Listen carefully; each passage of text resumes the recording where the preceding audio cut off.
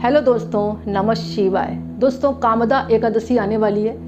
2024 में जो कामदा एकादशी है वो 19 अप्रैल शुक्रवार की पड़ रही है। सर्वप्रथम तो आपको बहुत बहुत शुभकामनाएं और बधाई। इस दिन करें क्या? अगर आप व्रत रख रहे हैं तो भी पूजा करें, अगर व्रत नहीं रख रहे हैं तो भी प्रातःकाल स्नान करें, एक चौकी स्थापित करें, चौकी पर लाल कपड़ा है, पीला कपड़ा बिछा दें, भगवान की कोई सुंदर सी फोटो या प्रतिमा हो, विष्णु लक्ष्मी जी की, वो रख सकते हैं। अगर किसी कारणवश आपके पास विष्णु लक्ष्मी जी की फोटो या प्रतिमा नहीं है तो आप जो है भगवान श्री कृष्ण और राधिका जी की भी रख सकते हैं। अब क्या करें? आप भगवान के जो है केसर से तिलक करें, पीले फल हैं, पीली मिठाई या पीले फूल भगवान को अर्पण करें, पीले वस्त्र अर्पण करें, पंजीरी बनाएं, पंजीरी का भोग लगाएं, केले का भोग लगाएं। लेकिन एक बात का ध्यान रखना, आपको पंचामृत का अगर आप भोग लगा रहे हैं तो उसमें तुलसी के पत्ते जरूर डालें और तुलसी की एक माला बनाएं, उन पर हल्दी का तिलक करने के बाद भगवान को अर्पण कर दें।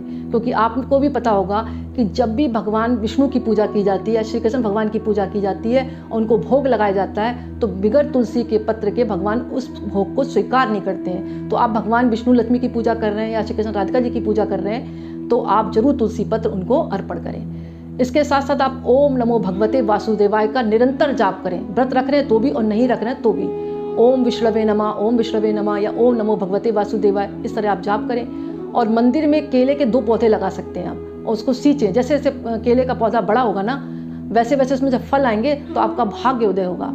और अगर आपके ऊपर कर्ज की स्थिति बहुत ज़्यादा चढ़ गई है तो पीपल के पेड़ की पूजा शाम के समय आपको एक लोटे में जल डालना है, दूध डालना है, हल्दी डालनी है और वहाँ पर जाकर उनकी जड़ों को सींचें और कच्चा सूत हल्दी में रंगकर आपको परिक्रमा करनी है बांधते हुए। परिक्रमा कैसे करेंगे? ओम नमो भगवते वासुदेवाय, ओम नमो भगवते वासुदेवाय 108 बार भी कर सकते हैं आप। विषम संख्या में करिए, 51 बार करें, 21 बार करें, 9 बार करें। और 5 पत्ते पीपल के तोड़कर मतलब उसमें स्वस्तिक बना लें। 5 पत्ते तोड़ लिए, गंगा जल से धो लिए और उसमें स्वस्तिक बना दिया और एक माला बनाकर पीले धागे में भगवान विष्णु को अर्पण कर दें। इससे भगवान बहुत प्रसन्न होते हैं और आपकी मनोकामना शीघ्र पूर्ण करते हैं। अगर आपके घर में संतान नहीं है, कोई बहुत साल हो गए शादी के, तो आप इस दिन जो है तुलसी माता के पास बैठकर उनको लाल चुन्नी उड़ाएं और ओम नमो भगवते वासुदेवाय का जाप करें। वहीं पर बैठकर आपको विष्णु सहस्रनाम का पाठ करना चाहिए, कनकधारा स्त्रोत का पाठ कर सकते हैं और गोपाल सहस्रनाम आता है उसका भी आप पाठ कर सकते हैं और अपनी संतान प्राप्ति के लिए भगवान से प्रार्थना करें। एक झंडा पीले रंग का भगवान विष्णु के मंदिर में लगाएं। भगवान को पीले वस्त्र अर्पण करने के बाद आपको दान भी करने चाहिए। किसी ब्राह्मण को आप पीली चीज़ें हैं जैसे पीला फल है, पीली मिठाई है, पीले फूल हैं और उसमें पीली चने की दाल है, गुड़ रखकर एक पोटली बनाकर दान करें। इससे भी भगवान का आशीर्वाद आपके ऊपर बना रहेगा। और दोस्तों एक बात और आती है, अगर इस दिन आपने एक पोटली तैयार करके और विधिवत भगवान विष्णु लक्ष्मी जी के आगे रखकर अपनी तिजोरी में रखी तो आपके घर में कभी भी धन का अभाव नहीं होगा। आपको करना क्या? पीला कपड़ा लेना, उसमें 5 हल्दी की गांठ रखें और पीले रंग की 5 कौड़ी रख दें, 1 सिक्का रख दें और भगवान के आगे रखकर प्रार्थना करते हुए कि हे भगवान, हमारे घर जो है सदा आप स्थायी लक्ष्मी के रूप में निवास करें और धूप दीप देने के बाद उसको अगले दिन अपनी तिजोरी में रख लें। दोस्तों, जिस दिन से आप तिजोरी में रखेंगे, ये पोटली नहीं है, ये एक प्रकार की करिश्मा पोटली है। आपके घर में सदा लक्ष्मी जी स्थायी रूप से रह जाएंगे। यानी जिस दिन से आप रखेंगे आपकी तिजोरी में कभी भी पैसों की कमी नहीं रहेगी। और दोस्तों, अगर आपके दाम्पत्य जीवन में बहुत ज़्यादा लड़ाई झगड़े हो रहे हैं तो एक नारियल लें, पीला कपड़ा बांधें और भगवान के आगे प्रार्थना करें और ओम लक्ष्मी नारायण का आप जाप करें।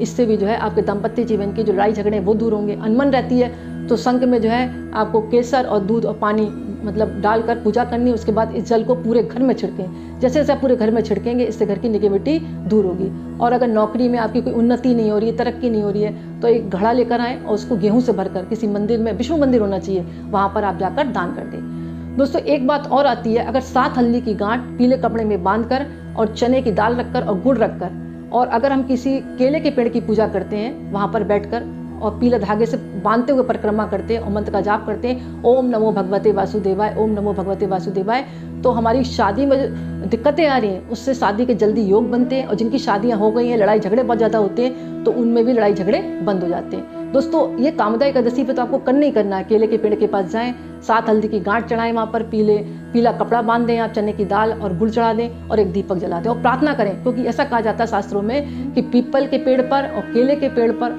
भगवान विष्णु का सदा के लिए निवास होता है। तो ये पेड़ नहीं है, सदिश विष्णु देवता है, इसलिए आप इनकी पूजा करें। एक काम और कर सकते हैं, वहाँ पर एक धागा बनाए पीले रंग का, आप घर से ले जाएं, उसमें हल्दी लगाएं, 9 गांठें बना दें। आपकी जो भी मनोकामना है वहाँ पर आपको रखकर बाद में इसको जो है आपकी जो पुरुष वर्ग है वो दाई भुजा में बांधे और जो महिला वर्ग है वो बाईं भुजा में बांधे, यानी जो पुरुष है वो दाईं भुजा में बांधेगा और महिला बाईं भुजा में बांधेगी। गले में भी धारण कर सकते हैं। इससे भी कहा जाता है ये पीला धागा बांधने से, पीला रुमाल जेब में रखने से हमारे जीवन में सुख समृद्धि और बरकत लगातार बनी रहती है। और दोस्तों इस दिन कुछ कार्य वर्जित होते हैं, जैसे कि व्रत रख रहे हैं तो सोए नहीं आप, और पत्ते पेड़ ना तोड़ें, इस दिन नाखून बाल ना काटें, और ब्राह्मण को कुछ ना कुछ दान जरूर दें, जो भी आपके पास हो, श्रद्धा आपके पास है उतना दान दें अपनी जेब को देखते हुए। और निंदा चुगली में ना रहें, बड़ों का आदर करें, अपशब्द ना बोलें, किसी को लहसुन प्याज का सेवन ना करें, मांस मदिरा का सेवन ना करें, चावल का उपयोग ना करें, सेम सब्जी इस दिन नहीं खानी चाहिए। और ये भी कहा जाता है चावल का भी सेवन नहीं करना चाहिए, क्योंकि चावल जो है चंद्रमा का प्रतीक है, और चंद्रमा किसका कारक है? मन का कारक है। अगर हम चावल खाते हैं तो हमारा मन भटकता है, इसीलिए एकादशी वाले दिन चावल वर्जित होते हैं। दातुन नहीं करना चाहिए, बैगन का सेवन नहीं करना चाहिए। और अपने घर की आर्थिक स्थिति को मजबूत करने के लिए ओम ह्रीम श्रीम लक्ष्मी वासुदेवाय नमः, ओम ह्रीम श्रीम लक्ष्मी वासुदेवाय नमः, ओम ह्रीम श्रीम लक्ष्मी वासुदेवाय नमः जितना आप जाप कर सकते हैं, स्फटिक की माला से या आप चंदन की माला से या तुलसी की माला से, इससे भी भगवान की कृपा आपके ऊपर बनी रहेगी। और अगर आप चाहते हैं आपके पापों का क्षय हो तो क्लीम कृष्णा क्लीम कृष्णा क्लीम कृष्णा क्लीम कृष्णा, ये भी मंत्र इसका जाप कर सकते हैं। और पितरों की आशीर्वाद लेने की, पितरों को खुश रखने के लिए आप गीता के 11वें अध्याय का पाठ करें। यानी इस दिन आप अपने पितरों को भी याद जरूर करें, जिनकी वजह से आपको ये शरीर मिला है, क्योंकि हमारे पितर हैं तभी हम दुनिया में, हमारे पितर नहीं होते तो हम दुनिया में होते ही नहीं। उनका ये आपके ऊपर एक प्रकार का एहसान है, तो आप एकादशी वाले दिन उनकी प्रसन्नता के लिए भी 11 अध्याय का पाठ गीता का जरूर करें। और दोस्तों इसकी एक कथा आती है जो सायंकालीन आपको जरूर सुननी चाहिए अगर आप व्रत रख रहे हैं। कथा इस प्रकार है, एक भोगीपुर नगर में एक राजा रहता था, उसका नाम था पुंडरिक। पुंडरिक राजा जो था, उसके राज्य में क्या था, अप्सराएं भी थी, किन्नर भी थे, और मतलब गंधर्व भी थे, ये सब रहते थे और दरबार में नाचा करते थे, गाना गाया करते थे। तो उसी दरबार में उनके एक ललिता और ललित नाम के 2 गंधर्व रहते थे। ललित जो था गाना गाया करता था, और इसी प्रकार एक दिन दरबार राजा ने लगा रखा था, तो ललित जो था उस गा तो रहा था, गाते गाते उसकी नजर ललिता पे पड़ी, तो उसका जो ध्यान भटक गया। तो वहीं पर एक कारकोट नाम का नाग था, उसने राजा से कहा, क्योंकि उस समय जो नाग थे ना इच्छाधारी होते थे, उन्होंने कहा महाराज इसका ध्यान मतलब जो दरबार में गाने पर नहीं है, इधर उधर लगा रहा और गाने के सुर सही नहीं आ रहे। राजा को बड़ा गुस्सा है, राजा ने उसको मतलब श्राप दे दिया, जा तू आज के बाद राक्षस बन जाएगा। और उसकी जो ललिता थी ना वो बहुत दुखी हुई, वो मतलब प्रयास करने लगी कि राजा अपना श्राप वापस ले ले। लेकिन पहले के लोग क्या करते थे, श्राप एक बार दे दिया तो वापस नहीं होता था। तो अब ललिता जगह जगह भटकने लगी, रोने लगी कि ललित को तो राक्षस बन गया, क्योंकि इधर राजा ने श्राप दिया वो राक्षस बन गया।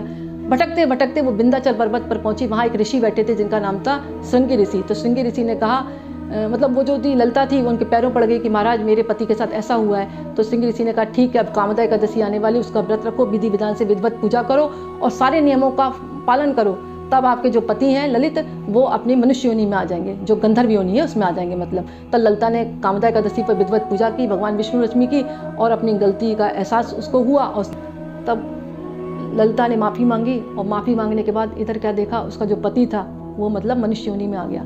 तो दोस्तों तभी से कहा जाता है कि जो भी कामदा एकादशी का व्रत रखता है उसके जीवन की समस्त बाधाएं दूर होती हैं, पापों का नाश होता है। तो दोस्तों आज का वीडियो मैं ही समाप्त करती हूँ। पसंद आए तो लाइक करें, दूसरों को शेयर करें और कमेंट्स में नमः शिवाय जरूर लिखें। बहुत बहुत धन्यवाद।